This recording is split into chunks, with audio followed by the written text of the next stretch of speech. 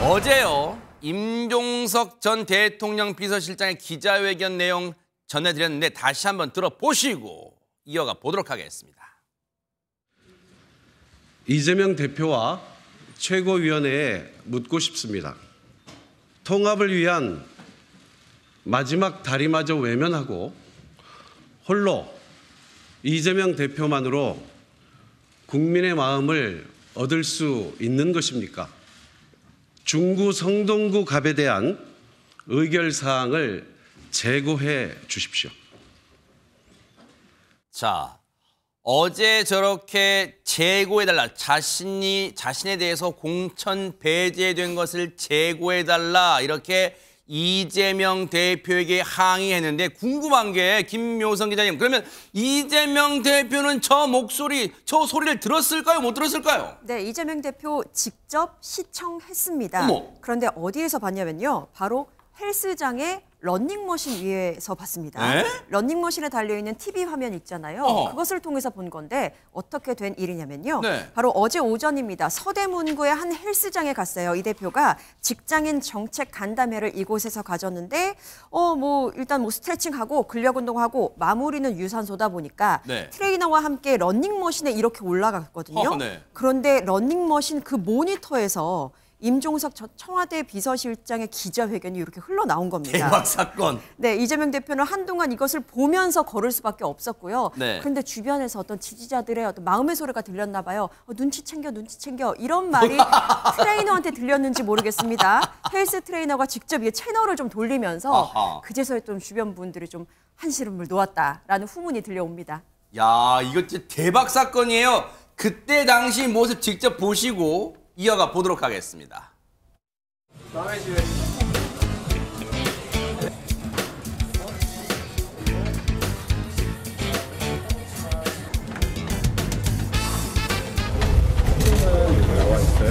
여기를 플러스 버튼 누르시면서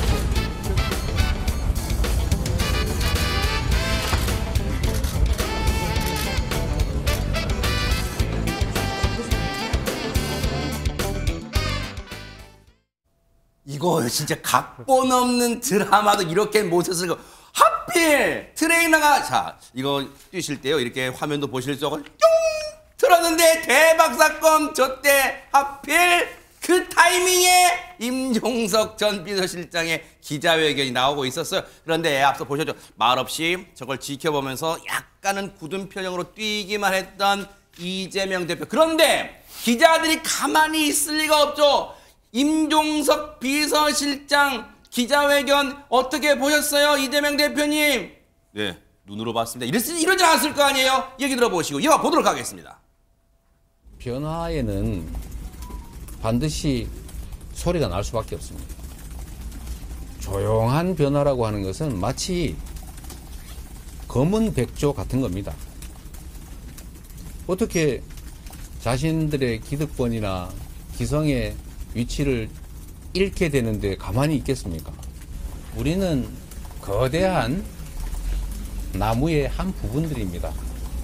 같은 뿌리에서 나왔고 같은 기둥 속에 큰 줄기를 함께합니다.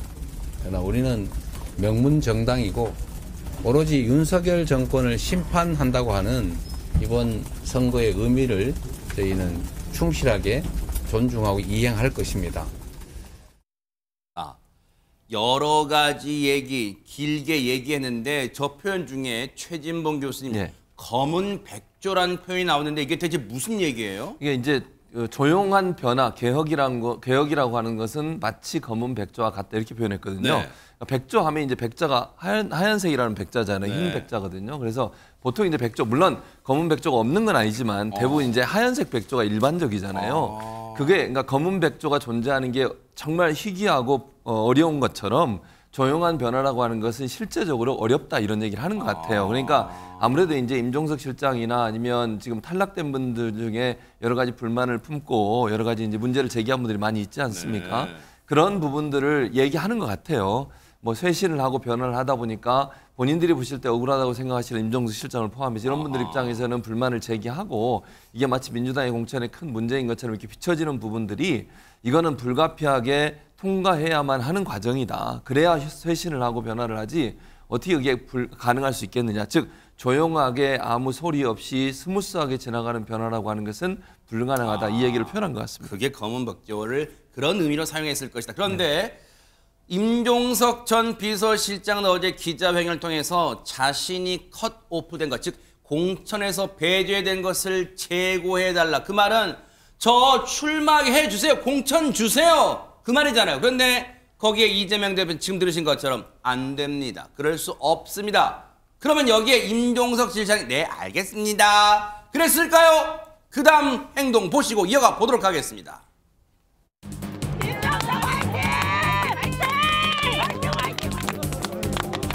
누가 임종석을 이렇게 했어? 파이팅 하시죠. 파이팅 하시죠. 뭐라들라. 파이팅. 힘내시다. 방송 좀 많이 내주세요. 임종석 파이팅. 네, 알겠습니다. 임종석 파이팅. 임종석 파이팅을 외치는 아마 지지자분들로 추정이 되는데 일단 안진용 기자님 저기가 어딘가요? 네, 바로 왕십리역입니다. 저곳은 임종석 전 실장이 공천 배제된 중구 성동구 갑 지역이거든요. 이곳에서 일종의 시위성 인사를 나선 게 아니냐라는 분석이 나오고 있는데 지금 화면에 보시면 아시겠지만은 친문 인사들도 모여서 응원을 전했습니다. 사선 중진인 홍영표 의원과 송갑석, 윤영찬 의원은 임 전 실장의 저녁 인사자리에 동행했는데 일각에서는 이를 두고 왕십리 반란으로 표현하고 있습니다. 왕십리 반란이다. 네. 그런데 임종석 전 실장이 기자회견했다고 저렇게 보신 것처럼 왕십리역 자기 지역구에 지금 자기가 원래 출마하려고 했던 거기 가서 이렇게 인사를 한다고 해서 당이 다시 재고를 할까 결정을 뒤집을까 뭐 그런 생각은 거의 가능성이 희박하다고 보는데 최명기 원장님 저렇게 하는 거 아까 왕심리 반란이라는 표현도 나왔습니다. 저 심리 배경은 뭘까요? 아마 어저께 기자회견을 할 때부터 본인이 다시 재공천을 받는다는 생각은 안 하셨을 거예요. 그렇기 때문에 저거는 자신의 의지를 갖다 보여주고 또 본인의 위상을 갖다 상대방한테 알리고 앞으로 만약에 이 선거 결과가 굉장히 예상과 다르게 어렵게 나오는 경우에 그때 당이 수습하는 하나의 상징으로 본인이 되기 때문에 그런 어떤 상징성으로 자리매김하고자 하는 일련의 감정적인 행동보다는 일련의 좀 계획이 머릿속에 서 있는 행동일 가능성이 높아요. 이른바 몇 수 앞을 내다본 행동이 아닐까 그런 해석도 할 수 있는 대목 같은데 앞서 영상 보면요. 임종석 전 비서실장이 많은 지지자들 앞에서 활짝 웃으면서 아이고 뭐하러들 나오셨어요 하고 있는데 거기에 쫙 힘을 실어준 같은 친문계 의원들 중에 홍영표 의원이 눈에 딱 들어왔어요. 그런데 홍영표 의원이 누굽니까? 엊그제 의총장에서 이른바 이재명 대표 면전에서 피칠갑 이 발언을 했던 의원인데 오늘 홍영표 의원에 대한 운명도 결정됐어요. 얘기 들어보시고 이어가 보도록 하겠습니다. 이 가죽을 벗기지 않는 그런 문제를 지적한 거죠. 오늘 일만 보더라도 이게 명문정당이 아니라 멸문정당이 되고 있고 윤석열 독재 정권을 끝내야 된다. 이걸 심판해야 된다는데 문재인 정권을 심판하고 죄송하지만은 오늘은 좀 제가 여러 기자님들의 질문 요청이나 백풀 요청을 좀 자제해 주시면 그런 부탁의 말씀을 드립니다. 홍영표 의원님은 지금 그럼 완전히 컷오프된 거죠? 제가 양해 말씀드렸다시피 오늘은 제가 질의응답을 안 받겠습니다. 홍영표 의원 컷오프 이유 좀 설명해 주시기 어려울까요? 부족해서 제외되는 걸로 그건 아닙니다. 그럼 경쟁력이 부족하지 않은데 컷오프된 이유가 뭔가요? 들으셨죠? 마치 메아리처럼 홍영표 계속 지금 물어보고 있어요. 근데 답을 안 하고 있어요 지금. 네. 왜냐하면 이제 사실 답하기가 조금 어려운 부분이 있는 것 같아요. 그래서 아마 그러는 것 같은데 뭐 정확하게 우리가 알 수가 없잖아요. 예를 들면 공천 과정에 심사했던 여러 가지 내용들 본인이 이제 하위에 포함됐다고는 본인이 말씀을 하셨으니까 네. 아니 하위에 10% 포함되어 있는 부분은 맞는 것 같아요. 그게 감점이 됐을 가능성이 있고요. 여론조사나 아니면 이제 다른 여러 가지 평가들이 영향을 미쳤을 텐데 그 부분을 이제 전혀 얘기할 수 없는 상황이라 얘기 안 하는 것 같고 네. 아무래도 이제 다른 분보다 이게 논란이 좀 되고 있고 홍영표 네. 의원이 강하게 반발하고 있는 상황이라 네. 또 일명 이제 본인 홍영표 의원이나 주위에 있는 분들은 친문 좌장격 이렇게 좀 얘기가 되고 있는 분이거든요. 그래서 이제 이런 부분들이 좀 부담스러웠을 것 같아요. 어떤 얘기를 하든 그게 또 기사화되고 이러면 민주당이 어떤 공천 갈등이 더 부각될 수도 있고 이런 부분 때문에 공천관리위원장인 안규백 의원 입장에서는 네. 괜히 또 한마디 했다가 그거 네. 본인 때문에 또 이제 분란이 더 커질 수 있는 요소 이런 부분들 때문에 말을 아낀 게 아닌가 네. 그렇게 생각이 됩니다.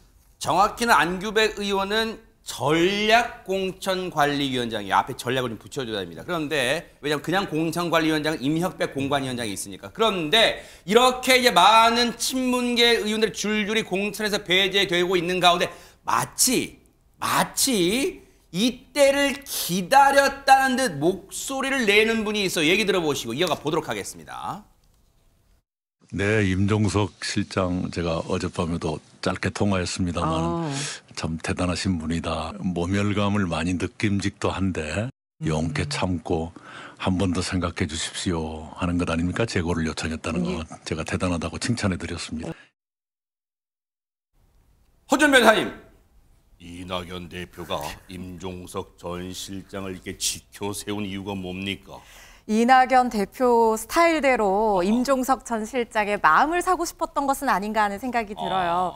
이낙연 대표 굉장히 젠틀하게 상대방을 추켜 세워주면서 마음을 사는 그런 어떤 대화 스타일 이런 것들로 굉장히 잘 알려져 있는데 임종석 실장은 사실 상징성이 굉장히 큰 인물입니다. 문재인 정부 전 이 초대 비서실장을 지낸 인물인데다가 물론 현역 의원은 아니지만 그리고 제가 생각했을 때는 민주당을 당장 등질 것 같지는 않지만 만약에 혹시나 여기에 반발하고 민주당 당내 분열이 가속화되면서 민주당을 탈당해서 새로운 미래로 들어오게 된다면 그야말로 친문 중심의 구심점의 역할을 하면서 호남 지지 기반을 완전히 다질 수가 있는 거죠.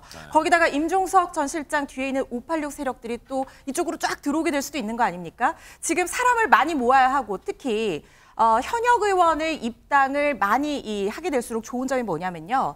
이 총선 기호 3번을 두고 지금 제3지대 신당들이 경쟁을 하고 있는데 그 공직선거법에 따르면 국회의원 수가 많은 순서대로 이 번호를 부여를 하게 되어 있습니다.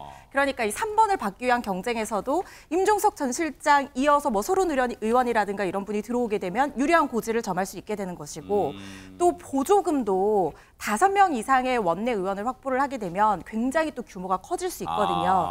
이런 여러 가지를 멀리 보고 지금 당장 우리 당으로 들어오세요라는 말을 직접적으로 하기보다는 이낙연 대표 스타일대로 간접적으로 추켜 세우면서 뭔가 마음을 얻으려고 하는 게 아닌가 싶습니다. 그러겠네요. 지금 말씀해 주신 것처럼 임종석 전 비서실장은 지금 현역 의원은 아니지만 만약에 이낙연 대표가 있는 새로운 미래로 합류하기만 한다면 천군만마를 얻는 셈이잖아요. 이낙연 대표 입장에서. 그렇게 되면 민주당에서 탈당한 나머지 의원들이 같이 동반해서 입당할 수도 있겠다. 그런 계산도 깔려있지 않을까? 조심스럽게 추정은 해보지만 아직은 모르죠. 속마음이야. 그런데 지금 당내에서는 이번 공천 과정을 둘러싸고 이재명 대표와 친명계를 향한 비판의 목소리가 지금 거센 가운데 반면 이를 옹호하는 목소리도 있습니다. 얘기 들어보시고 이어가 보도록 하겠습니다.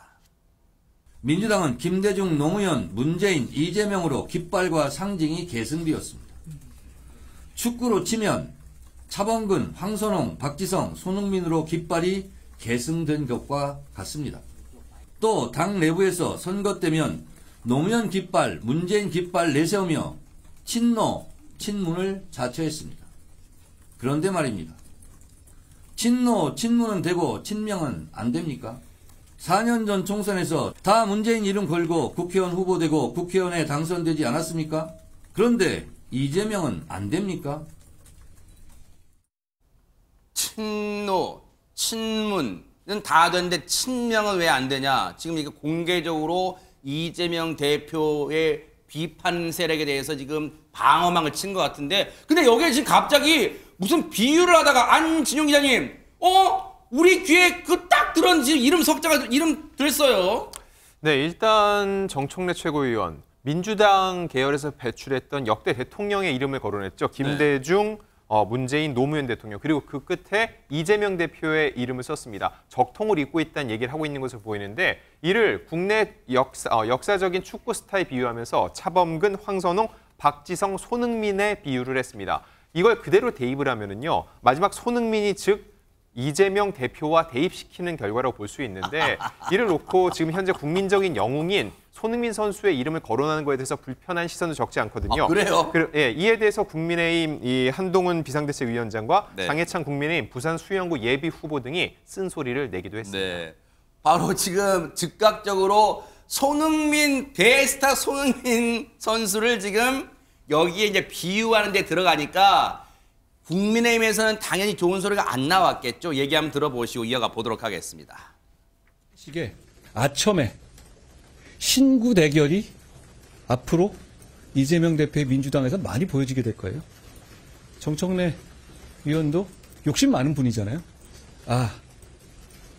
지금 막 떠오르는 분들의 이상한 아첨의 장을 보고 나도 밀리면 안 되겠다 이렇게 생각하지 않을까요? 이걸 보는 국민들은 정말 한심하다고 여기지 않을까 싶습니다. 일단 손흥민 선수가 명예훼손으로 고소해도 할 말이 없는 상황인 것 같고요. 우리 손 선수를 사랑하고 좋아하는 전국의 수많은 팬들이 정청래 의원에게 집단 소송이라도 걸어야 될 것 같아요. 아무리 아부와 아첨, 그게 민주당에서 살아남는 길이라지만 국민 영웅 손흥민 선수를 다시는 정청래 의원의 입에 올리는 일이 없었으면 좋겠습니다. 정청래 의원에게 엄중하게 경고하는 바입니다. 네. 참고로 장해찬 후보도 이제 부산 수영구 후보가 됐어요. 경선 통해서 현역을 누르고 돼서 또 많은 언론들이 스포트라이트를 받는데 어쨌든 이런 상황, 총선이 이제 41일 앞으로 다가오면서 앞으로 더 후끈 달아오르지 않을까 그런 생각 해보고요. 뉴스파이터도 그 총선 속으로 차분하고 그리고 빠르게 계속해서 들어가 보도록 하겠습니다.